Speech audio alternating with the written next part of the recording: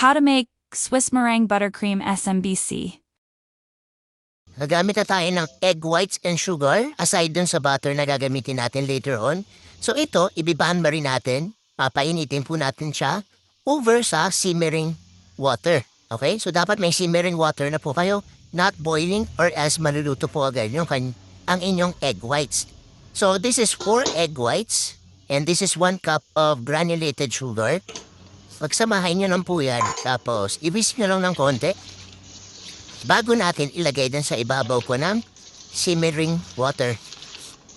Ang purpose nito is para matunaw lang yung sugar together with the egg whites po. Okay?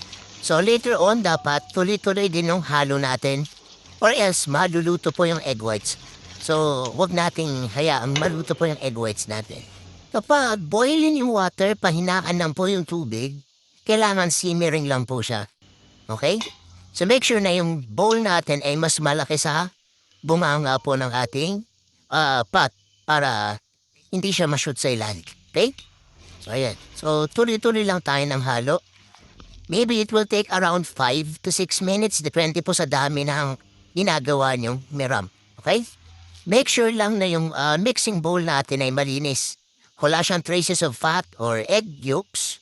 Or else, hindi po mabubuo yung meram natin. Okay? If you want to make sure na malinis talaga yung bowl, punasan natin ng tissue na may konting vinegar or lemon po. Okay?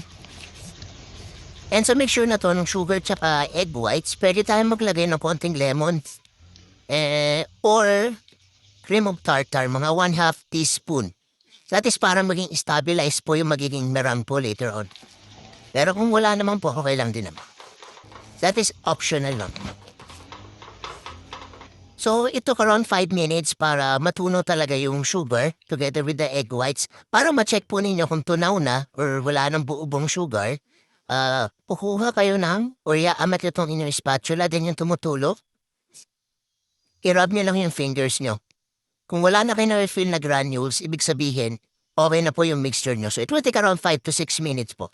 Okay? So, kung hindi kayo sure, pwede pa natin palagpasin ng 7 to 8 minutes. As long na continuous yung mixing ninyo, kahit hindi naman mabilis, basta hindi lang matamba yung ating egg whites sa ilalim or else mamumuko po yung egg whites natin maluluto. Okay? So again, this is a bain-marie cooking method.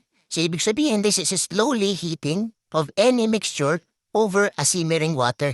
So, ayan po si bain-marie. So, after nyan, ilalagay po natin yan dito. Transfer natin yan into a mixing bowl. Kasi ini-mixer natin to. Classmates, hindi pwedeng kamay lang gamitin natin to make yung ating meram. Okay? Pwede naman hand mixer, but whisk gamit ang kamay, hindi po natin to mabubuo.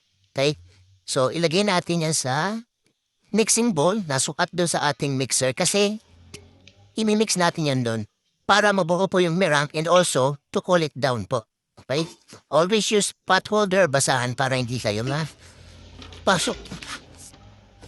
So, dito po yan sa mixer. Ang gamit nating attachment ay whisk attachment. Yan. Yan. So, ang speed natin ito ay medium speed para mabuo po yung ating meram and also to cool it down. And later on, around after 6 minutes, na medyo nabubuo na ng konti yung meram, pwede po natin pataasan yung speed. Okay? So, ngayon magsimula muna tayo ng medium speed and later on, we will get back to it po. After 8 minutes, under medium speed, ito na po yung itsura ng ating meram. So, hindi pa po ito tapos. Okay? So, dapat ma-reach na yung stiff peak. Ibig sabihin, kapag inamat natin tong attachment, ma-hold na yung shape. Hindi po siya tutulo. Okay? This is like soft to medium peak pa lang. So, it will take around 15 minutes in total sa pagbibip nito. So, medyo matagal talaga paggawa ng Swiss meram buttercream.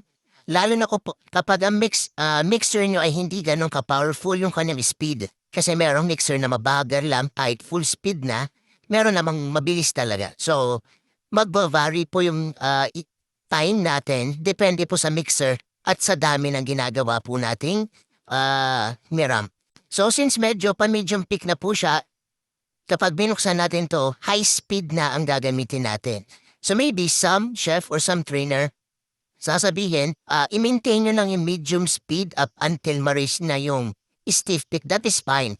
So, hindi naman po yun mali. Okay? Sa akin lang, ang style ko lang, after niya or kapag pa-medium peak na, hina-high speed ko na po para medyo mas mabilis po yung pagbuo ng kanyang meron po. Okay? So, ibubuksan natin to ulit and babalikan natin after 7 minutes para makomplete yung 15 minutes. So, after additional 7 minutes, ito na po itsura na ating meram. So, kung nakikita nyo, nag-stiff peak na po siya compare kanina na pa-medium peak lang tumutulo po. Okay? So, total of 15 minutes, 8 minutes na medium speed, then additional 7 minutes sa high speed po. Okay? So, again, dapat ito po yung consistency na hahanapin po ninyo para masabi na nag-stiff peak po yung inyong meram. Natin hahaluan ng butter. Okay? So, we will continue to cool it down kasi medyo warm pa po yung gitna nito. Kapag hinaluan natin to agad ng butter, more chance or mataas yung chance na matutunaw lang yung butter dito sa meram natin. So, ayaw natin mangyari yun. So, ipapakool pa natin to ng additional like 10 to 15 minutes. Okay? Or kung naka-aircon po kayo, for sure malamig na po ito. Pero on my area po kasi medyo mainit, di ako naka-aircon. So, mainit-init pa po ito. So, what I usually do is ini-spread ko po siya dun sa mixing bowl. Ganyan. Ini-spread ko po siya para mas mapabilis yung kanyang paglanig po. Okay? Kasi pag hinayaan natin siya na nakatambak lang sa ilalim, ibabaw lang yung lalamig agad.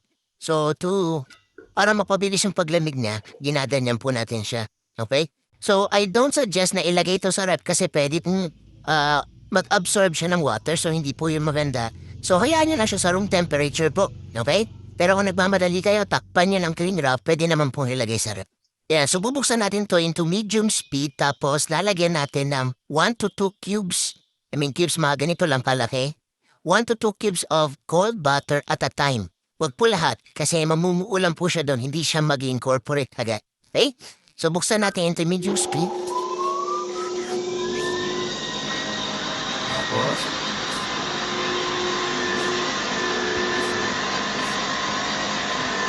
gradual natin ilalagay or ubusin itong lahat ng butter. Okay?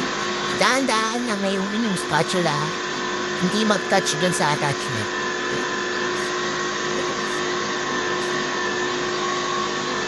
So, after 2 minutes ang pagmimix, using whisk attachment, naubos ko na yung butter, then medyo na-mix na siya.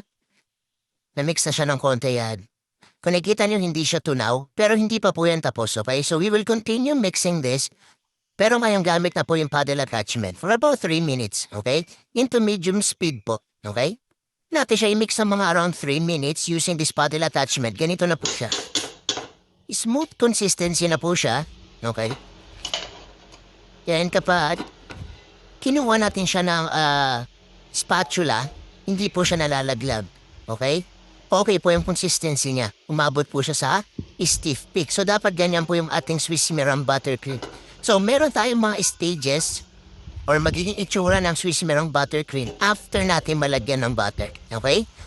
Baby, yung iba magiging soupy or medyo malabnaw. Okay? That will happen or dapat hindi yan mangyari. Kaso, nangyayari yan minsan pag medyo mainit pa yung inyong meram tapos minix nyo na po ng butter or nilagyan nyo na ng butter. Okay? Medyo makukulit pa po yun, palamigin nyo lang po, ilagay sa ref. After 1 hour, tsaka nyo po i-mix ulit. Okay? Another stage na pwede nyo pagdaanin is magkukurdel. Yung inyong mixture, parang napanis na gatas or napanis na cream para namumuo po. Okay? So okay lang yun, minsan normal po yun. Ang reason behind yun is masyadong malamig yung butter. Okay, kaya nagka-curdle siya. Pero ituloy-tuloy niya lang po yung ikot or pag mimix, medyo pahinaan nyo lang yung speed para maging smooth po siya. Katulad nito. Okay?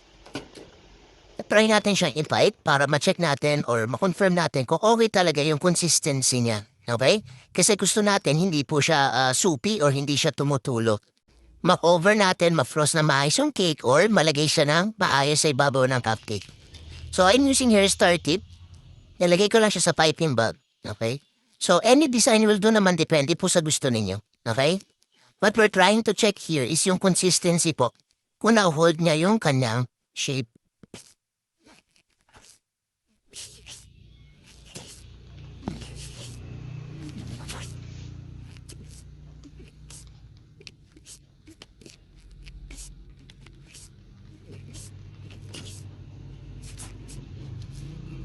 Nagtatry lang tayo ng iba-ibang design using the same piping tip.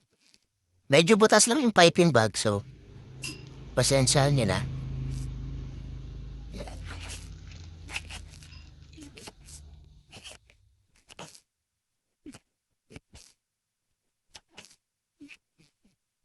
Lalo na po sa mag-test the assessment, since ito po yung gagamitin ninyo na icing sa pag-cover ng inyong cake, may it be Swiss roll or yung birthday cake, so it's important na okay yung consistency niya, hindi siya po tunap. So kung makikita nyo, kahit i-tilt natin yung ating chopping board kasi ginamit ko hindi po siya masisira. Okay? It can hold its own shape po. Okay yan. So, panina pala, nung tinimpla natin or inad natin yung butter dun sa merengue, ilagyan po natin to ng 1 teaspoon na vanilla. Okay? Tapos yung butter na ginamit natin salted na, kaya di na tayo nag-add ng salt. Pwede kayo maglagay ng any other flavoring as long na hindi po masyadong marami. Mga 1 teaspoon lang po para hindi po malusaw yung ating Swiss meringue buttercream. So ito po yung ating Swiss meringue buttercream. So again,